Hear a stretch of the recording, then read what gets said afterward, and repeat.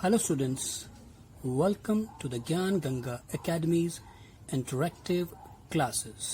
यह हमारी हिंदी की पाठ्य पुस्तक रिमझिम भाग 4 है और आज का जो हमारा टॉपिक है वह है इस पुस्तक का दूसरा पाठ और उसका नाम है जैसा सवाल वैसा जवाब। ये कहानी है राजा अकबर और उसके दरबार के सबसे होशियार व्यक्ति बीरबल की।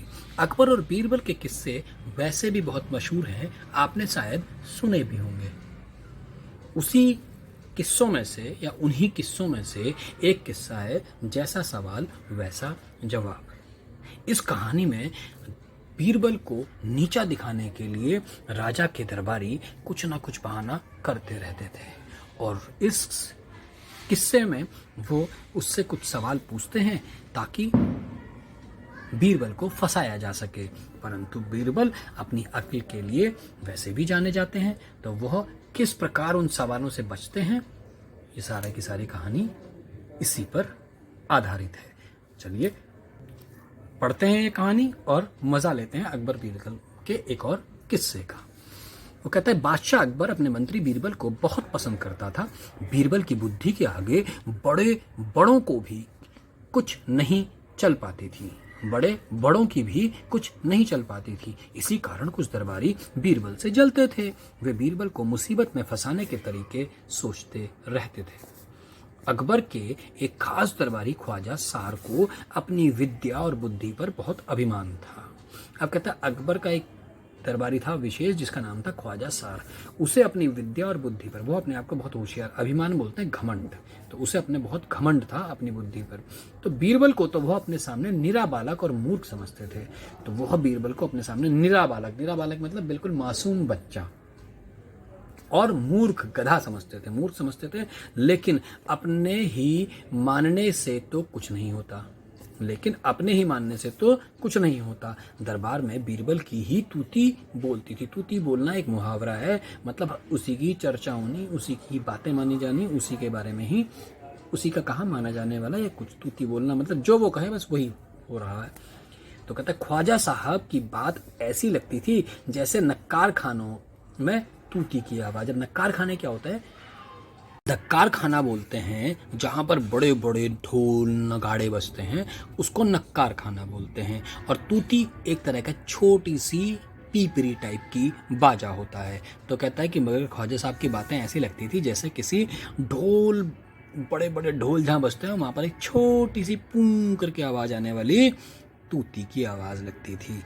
राइट। ख्वाजा साहब की चलती तो वो बीरबल को हिंदुस्तान से निकलवा देते, लेकिन निकलवाते कैसे?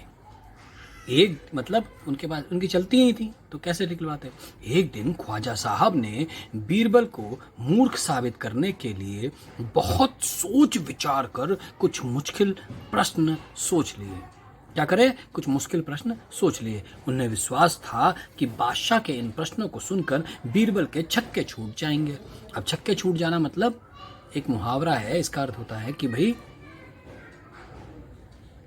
मतलब सारी होशियारी निकल जाना, है ना। जो सर के छक्के छूट जाएंगे वह लाख कोशिश करके भी संतोषजनक उत्तर नहीं दे पाएगा। संतोषजनक मतलब कि जिसे माना जा सके ऐसा उत्तर, तो संतोषजनक उत्तर नहीं दे पाएगा। फिर बादशाह मान लेगा कि ख्वाजा सार के आगे बीरबल कुछ नहीं है। बस यही सोचकर ख्वाजा साहब अचकन पगड़ी पहनकर दाढ़ी सहलाते हुए अकबर के पास पहुंचे और सिर झुकाकर बोले, बीरबल बड़ा बुद्धिमान बनता है, आप भी उसकी लंबी चौड़ी बातों के धोखे में आ जाते हैं। मैं चाहता हूं कि आप मेरे 3 सवालों के जवाब पूछकर उसके दिमाग की गहराई नाप लें। अब जो ख्वाजा सार है वो जाकर महाराज के कान भरता है। कान भरना मीन्स कि उनके कान में दुनिया भर की बातें करता है। ये भी एक मुहावरा है, कान भरना, ठीक है, कि उनको कुछ अनसंट बातें बताता है, उनके कान भरता है।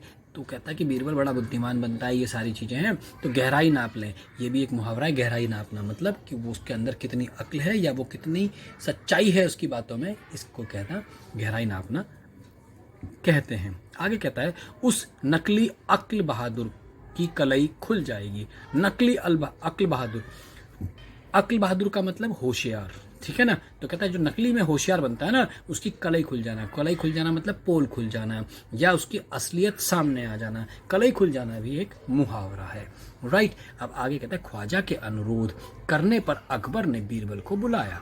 ख्वाजा के अनुरोध मतलब रिक्वेस्ट करने पर, प्रार्थना करने पर बुलाया, और उसने कहा, बीरबल, परम ज्ञानी ख्वाजा साहब तुमसे 3 प्रश्न पूछना चाहते हैं, क्या तुम उनके उत्तर दे सकोगे? परम ज्ञानी ख्वाजा साहब। बीरबल बोले, जहां पना जरूर दूंगा, खुशी से पूछें। ये स्थिति है, ये ख्वाजा सार लग रहे हैं, ये बीरबल लग रहा है, ये राजा अकबर लग रहे हैं। तो ख्वाजा साहब ने अपने 3 सवाल लिखकर बादशाह को दे दिए। अकबर ने बीरबल से ख्वाजा का पहला प्रश्न पूछा, संसार का केंद्र कहाँ है?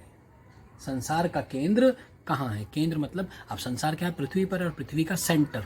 केंद्र मतलब बोलते हैं जैसे एक सर्कल का सेंटर होता है, तो ऐसी सेंटर को हम केंद्र बोलते हैं। तो बताइए कि जो पृथ्वी है या संसार है, उसका केंद्र कहाँ पर है? मतलब किसके चारों ओर ये पृथ्वी घूम रही है, एक तरीके से ये कहने का मतलब है। तो बीरबल ने तुरंत जमीन पर अपनी छड़ी गाड़कर उत्तर दिया। बीरबल ने तुरंत जमीन पर अपनी छड़ी को गाड़ दिया और उत्तर दिया कि यही स्थान चारों ओर से दुनिया के बीचों बीच पड़ता है। वो क्या कहता है कि बिल्कुल यही स्थान ऐसा है कि जो पूरी दुनिया में इसके चारों ओर ही बिल्कुल बीचों बीच है, उसे बोलते हैं केंद्र। तो यदि ख्वाजा साहब को विश्वास ना हो तो वे फीते से सारी दुनिया को नाप कर दिखा दें कि मेरी बात गलत है। तो वो क्या कहता है होशियार? वो कहता है कि अगर ख्वाजा साहब को कहीं भी लगता है कि मैं गलत बोल रहा हूँ और ये यहाँ का सेंटर नहीं है, तो वो पूरी दुनिया को फीते से नापें और बता दें कि मैं गलत हूँ। अब बताइए कि क्या कोई पूरी दुनिया को नाप सकता है? नहीं नाप सकता ना। तो फंस गए कि नहीं फंस गए ख्वाजा साहब? अकबर ने दूसरा प्रश्न किया, आकाश में कितने तारे हैं? कोई बता सकता है आकाश में कितने तारे हैं? वेरी गुड, नहीं बता सकते। लेकिन देखिए बीरबल कैसे बताएंगे। कहता बीरबल ने एक भेड़ मंगवा कर कहा, उस भेड़ के शरीर में जितने बाल हैं उतने ही तारे आसमान में हैं। ख्वाजा साहब को इसमें संदेह हो तो वे बालों को गिनकर तारों की संख्या में से तुलना कर लें। यानी कि अब ना तो भेड़ के बाल गिने जा सकते हैं, है ना। और वो कहता है कि चलो अगर पहले भेड़ के बाल गिन लो और उसके बाद तारे गिन लेना, दोनों के दोनों बिल्कुल बराबर मिलेंगे। तो अब ना तो भेड़ के बाल गिने जा सकते हैं और ना ही तारे गिने जा सकते हैं। तो इसलिए वो कहता है अगर ख्वाजा साहब को जरा भी शक है कि जितने भेड़ के बाल हैं उतने ही तारे नहीं है, तो वो नाप ले, कौन मना कर रहा है ना। अब ये भी फंस गए। अब अगला में कहता है कि अब अकबर ने तीसरा सवाल किया। तीसरा सवाल पूछा, संसार की आबादी कितनी है? क्या किया कि पूरे संसार में कितने सारे लोगों की जो जनसंख्या है वो कितनी जनसंख्या है? तो बीरबल ने कहा, जहां पना इस संसार की आबादी पल पल पर घटती बढ़ती रहती है, क्योंकि हर पल लोगों का मरना जीना लगा ही रहता है। इसलिए यदि सब लोगों को एक जगह इकट्ठा किया जाए तभी उनको गिनकर ठीक ठीक संख्या बताई जा सकती है। तो बात तो बिल्कुल सही है ना। बीरबल ने क्या कहा? उन्होंने कहा भी कभी कोई मर रहा है, कोई कहीं जी रहा है, तो अगर इन सबको एक जगह पर इकट्ठा कर दिया जाए तो गिन लिया जाएगा और बता दिया जाएगा। बादशाह तो बीरबल के उत्तरों से संतुष्ट हो गया, लेकिन ख्वाजा साहब नाक भौं सिकोड़कर बोले। नाक भौं सिकोड़कर बोलने का मतलब हो गया कि जब कोई आदमी बात से खुश नहीं होता है तो वो नाक भौं सिकोड़ता है। अब जैसा कि कई बार मम्मी ने क्या बनाई है? खिचड़ी। मम्मी ने क्या बनाई घर में? खिचड़ी, और कह रही है कि खा लो, तो आप सारे के सारे नाक भौं सिकोड़ने लगते हो कि नहीं भाई खिचड़ी कौन खाएगा, है ना। तो नाक भौं सिकोड़ना मतलब किसी कार्य का करने में मन ना होना। ऐसे गोलमोल जवाबों से काम नहीं चलेगा जनाब। ये बात ख्वाजा ने कही, सार ने कही। तो बीरबल बोले, ऐसे सवालों के ऐसे ही जवाब होते हैं, पहले मेरे जवाबों को गलत साबित कीजिए तब आगे बढ़िए। तो ख्वाजा जब बोलता है कि भाई ऐसे जवाबों से, गोलमोल जवाबों से उत्तर नहीं चलेगा, काम नहीं चलेगा, तो वो राजा बीरबल क्या बोलते हैं कि भाई जैसे आपने सवाल पूछे हैं बिल्कुल वैसे ही मैंने जवाब दिया है। अगर आप मेरी बात से सहमत नहीं है तो भाई पहले मैं कुछ नहीं कर सकता। आगे कहता है, ख्वाजा साहब से फिर कुछ बोलते नहीं बना। और ये सुनते ही ख्वाजा साहब के बस का कुछ भी नहीं था बोलना, क्योंकि बात सही है। जैसे प्रश्न पूछे जाएंगे वैसे ही उत्तर दिए जाएंगे। तो ये थी कहानी। एक और किस्सा अकबर बीरबल की अक्ल का, कितने शानदार तरीके से उसने प्रश्नों का उत्तर दिया। अब इसके कुछ अभ्यास प्रश्न हैं, उन्हें भी कर लेते हैं। तुम्हारी बात, ख्वाजा सार के 3 सवालों का क्या कोई और जवाब हो सकता था?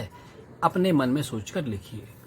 तो ऐसे ही ख्वाजा सार के 3 सवालों में से किसी भी सवाल का कोई और उत्तर हो सकता है? अगर हो सकता है तो आप बताइए। तो अगर मैं एक छोटी सी बात कहूं कि जैसे पहला सवाल था कि संसार का केंद्र कहाँ है, तो अब संसार का केंद्र बीरबल ने जहां वो खड़ा था वहीं पर उसने स्टिक गाड़ दी। तो इसका उत्तर बीरबल इस तरीके से भी कह सकता था, क्या कह सकता था कि भाई समंदर के बीचों बीच, समंदर के बीचों बीच इस दुनिया का केंद्र है। और अगर यकीन नहीं होता तो पहले तो समंदर का बीचों बीच ढूंढो और फिर वहां से फीता लगाओ और नाप लो। इसी प्रकार दूसरा प्रश्न क्या था कि आकाश में कितने तारे हैं, आकाश में कितने तारे हैं। तो इसका उत्तर ये भी हो सकता था कि जितने राजा अकबर के सर पर बाल और दाढ़ी में, अगर राजा अकबर के शरीर में बाल हैं उतने ही तारे, या कुछ और भी उत्तर हो सकता था इसका। जो आपको बेहतर लगता है आप उसका दे सकते हैं। ऐसे ही तीसरे प्रश्न का भी उत्तर आप अपने हिसाब से पूछेंगे। अगर तुम ख्वाजा सार की जगह पर होते तो बीरबल को हराने के लिए कौन कौन से सवाल पूछते? तो आप कौन कौन से सवाल पूछ सकते हो? सोचो, आप भी अपना दिमाग लगाओ कि आप क्या सवाल पूछ सकते हो कि सामने वाला फंस जाए। राइट। आगे कहता है ख्वाजा सार का बस चलता, ख्वाजा सार का बस चलता तो वह बीरबल को हिंदुस्तान से निकाल देते। अगर तुम्हारा बस चले तो तुम कौन कौन सी इच्छाएं पूरी करना चाहते हो? कौन कौन सी इच्छाएं जो आप पूरी करना चाहते हैं? अगर आपका बस चले तो अभी तो क्या होता है, कभी मम्मी रोक देती है, कभी पापा रोक देते हैं, कभी सर, कभी मैडम, कभी कोई रोक देता है ना। तो आप कौन कौन सी इच्छाएं हैं, अगर आपको कोई रोकने टोकने वाला ना हो तो आप क्या क्या पूरी कर सकते हैं उसको यहाँ पर लिखेंगे। राइट। आगे वो कहता है बस, नीचे लिखे वाक्यों को पढ़ो। मैं बस में बैठकर स्कूल जाती हूँ, मैं बस में बैठकर स्कूल जाती हूँ। ख्वाजा सार का बस चलता तो बीरबल को निकाल देते। यहाँ बस का मतलब हो गया बस गाड़ी, और यहाँ बस का मतलब हो गया कि अगर उनकी इच्छा या उनका जोर चलता। अब बस अब रुक जाओ, बस अब रुक जाओ, ये क्या है, ये एक अलग ही शब्द हो गया। अब उसके कहता है बस 2 दिन की तो बात है, मैं आ जाऊंगी। कि 2 दिन की, बस 2 दिन की बात है। तो अब इसी प्रकार वो कहता है ऊपर लिखे वाक्यों में बस शब्द के अर्थ अलग अलग हैं। अब इसी तरह चल शब्द के वाक्य बनाओ। ठीक है ना। अब ऐसे ही चल शब्द के वाक्य बना सकते हैं आप। जैसे उन्होंने संकेत दिया हुआ कि यहाँ खाली चल आता हो, चल चल आता हो। ठीक है ना। जैसे कि चल, चल बाजार घूम कर आते हैं। ठीक है। मैं चल चल कर थक गया हूं, मैं कल चला गया था। चलो हम सभी बाजार चलें। चलना सेहत के लिए अच्छा होता है। वह दिन रात चक्की चलाती है। चलो हम सब आज घूमने चलें। है ना। तो ये अलग अलग तरीके से चल शब्द का इस्तेमाल किया गया है। इसके अलावा आप भी कुछ बना सकते हैं। वो कहता है बढ़े कहानी। एक दिन अकबर ने बीरबल से पूछा, बीरबल दुनिया में सबसे अधिक शक्तिशाली कौन है? बीरबल ने क्या कहा होगा? कहानी को आगे बढ़ाओ। अब आप बताओ। बीरबल जितना होशियार था तो अगर राजा अकबर ने उससे पूछा होगा कि भाई बीरबल भाई दुनिया में सबसे शक्तिशाली कौन है, तो उसका क्या जवाब दिया होगा? सबसे शक्तिशाली, मेरा उत्तर है कि सबसे शक्तिशाली होती है अक्ल। क्योंकि अगर हम अपनी अक्ल का इस्तेमाल करें तो हम बड़ी से बड़ी मुसीबत से भी पार पा सकते हैं। अगर हम अपनी अक्ल का सही सही इस्तेमाल करें तो हमें कभी जीवन में कोई भी समस्या नहीं आ सकती। इसीलिए हम, मेरे हिसाब से अक्ल से ज़्यादा शक्तिशाली कुछ भी नहीं है। वो कहता है खोजो कहानियां। वो कहता है बीरबल की चतुराई के किस्से बहुत मशहूर हैं। तुम भी बीरबल का एक ऐसा ही किस्सा ढूंढो जिसमें वह अपने जवाबों से सबका मुंह बंद कर देता है। तो ये काम आप करेंगे। उसके अलावा कहता है बीरबल की तरह बहुत से अन्य व्यक्तियों की हाजिर जवाबी के किस्से प्रसिद्ध हैं, उनके नाम पता करो। हाजिर जवाबी क्या होता है कि तुरंत जैसे ही कोई सवाल पूछे उसका जवाब एकदम से हाजिर कर देना, एकदम से दे देना। तो ऐसे कौन कौन से जिनके हाजिर जवाबी के किस्से बहुत मशहूर हैं? जैसे तेनालीरामन है, मुल्ला नसरुद्दीन शाह है। ठीक है। और कौन था, और कौन है? अगर आपको कोई भी याद आता है तो आप उसके नाम लिखेंगे। राइट। एक और शब्द, नीचे लिखे शब्दों की जगह और कौन सा शब्द इस्तेमाल हो सकता है खाली जगह पर लिखो। तो अब इनके अर्थ लिखने एक तरीके से। बुद्धिमान का मतलब अक्लमंद, अभिमान का मतलब घमंड, संसार का मतलब विश्व या दुनिया, उसका मूर्ख का मतलब बेवकूफ, विश्वास का मतलब भरोसा और कोशिश का मतलब प्रयास। राइट। अब वो लास्ट में कहता है मुहावरे। नीचे लिखे मुहावरों का इस्तेमाल तुम कब कब कर सकते हो, आपस में चर्चा करो। अब इनके वाक्यों का इस्तेमाल करो, यानी कि आपने अभी इन मुहावरों का अर्थ बताना है। जैसे नाक भौं सिकोड़ना। नाक भौं सिकोड़ना का मतलब किसी कार्य को करने का मन नहीं होना। जैसे कि मैंने आपको अभी उदाहरण भी, वाक्य भी बताया था कि आज मम्मा ने खिचड़ी बनाई थी, मैंने नाक भौं सिकोड़ कर वो खिचड़ी खाई। या खिचड़ी खाने का सुनते ही रमेश ने अपनी नाक भौं सिकोड़ ली। राइट। और कलई खुलना मतलब असलियत जाहिर होना, सच्चाई का पता चलना। तो इसका अर्थ हमें समझ में आ गया है। अब इसका वाक्य क्या हो सकता है। इसका अर्थ हमने सुना था कि भेद खुल जाना, और इसका वाक्य क्या हो सकता है कि रमेश मीठी मीठी बातें कर कर भला बनता था, परंतु जैसे ही उसकी कली खुली तो उसकी असलियत सामने आ गई। यानी कि जैसे ही उसकी कलई खुली का मतलब जैसे ही उसकी असलियत पता चली तो पता चल गया कि वो कितना बदमाश था, भले ही वो कितनी मीठी मीठी बातें करता हो। राइट। तो ये था आपका चैप्टर, जैसा सवाल वैसा जवाब। मुझे आशा है आपको ये कहानी बड़ा मज़ेदार अच्छे से समझ में आ गई होगी। आज के लिए इतना ही। Take care, good day. I hope you enjoyed our video. Thanks for being with us.